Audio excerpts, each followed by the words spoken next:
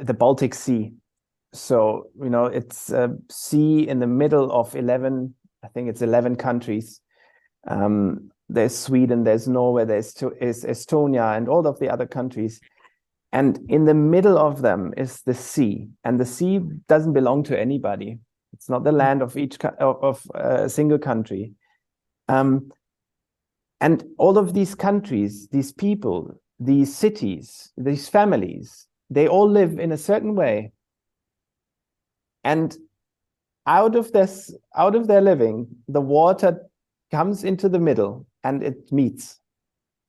And unfortunately, now at the moment, the phenomenon is that this water quality is incredibly bad.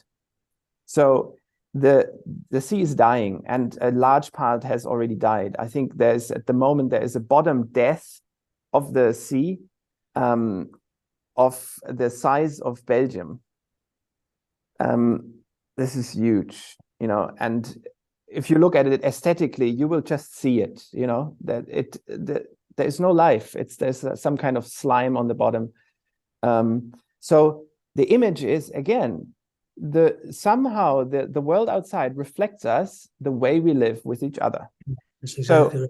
So, and now there's many different institutes and organizations that are trying to fix the problem, and they're going directly at the water.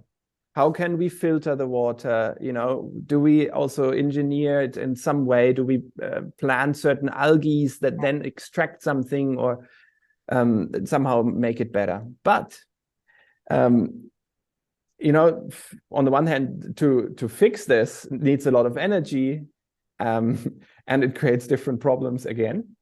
And I think the big loss is that we haven't really used the chance to look at the way we live together. So that could be the question, how do we all need to live together so that then the outcome is clear water, tons of fish, like this incredible universe under the water, life itself. Yeah. Well, a little bit back to we started the conversation about places like Tuscany. It's not that we don't know how to do this. I think it's very important to remember that it's not that humans don't know how to live in harmony. It's that, we've sort of forgotten. And we have a different kind of monoculture now. We have the industrial age monoculture. We've kind of exported a way of living, a way of thinking, an energy system, an education system, which all comes mostly from Northern Europe, right? And from the US and the Northern European roots of culture in the US. So this is why, if you talk to the native peoples, like we've spent a lot of time for years working with different native tribal cultures in North America, particularly now in Canada, they always use the term Eurocentric. The Eurocentric cultures have exported a monoculture, a social way of living that is homogenous, and it's disconnected from the natural world. That said, all of this has happened in the last few centuries. It's important to remember that. It's really, it had its roots, probably in a lot of cultural, social developments in Europe in the last 2,000 years, in the church and the authoritarian structures of the church, and then the Reformation never really changed much. But then, of course, it was all accelerated in the industrial age. And the technology that started to come into play in this machine era. But it's all quite recent. It's not that we don't know. I mean, even in like your country, the Swedes know what it means to enjoy their land, to sail, to go hiking, to go into a hut for a while, just to have the peace of connection to the land.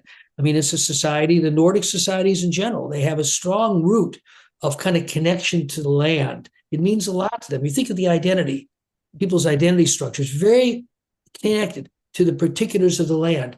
So I'm just using that to illustrate. It's important for us to remember that while we've sort of forgotten, it hasn't disappeared.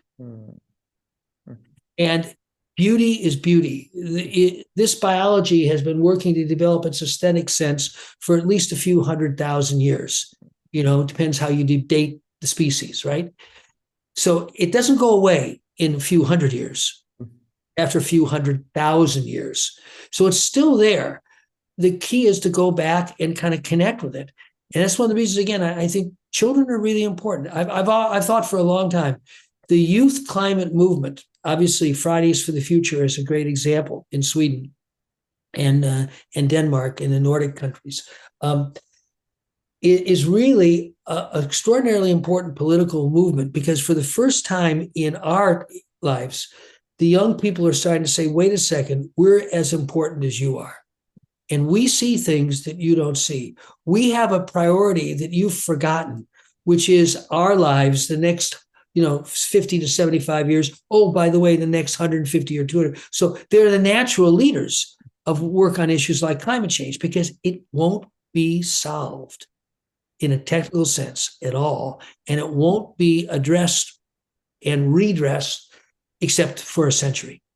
It's a very, very long-term problem. If we really get our act together, by 50 years from now, we'll start to see some stabilizing of the concentration of greenhouse gases in the atmosphere. It will take that long.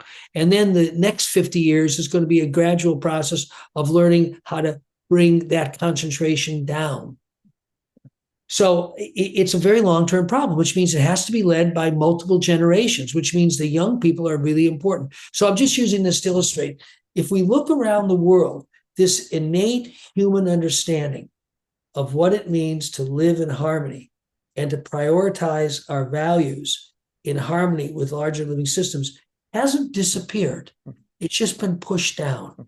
And it's like, the grass that breaks through the concrete, it can't get rid of it. Yeah. It's very resilient, and it's trying to come out. So our job is to see it, recognize it, and continually support where it's arising.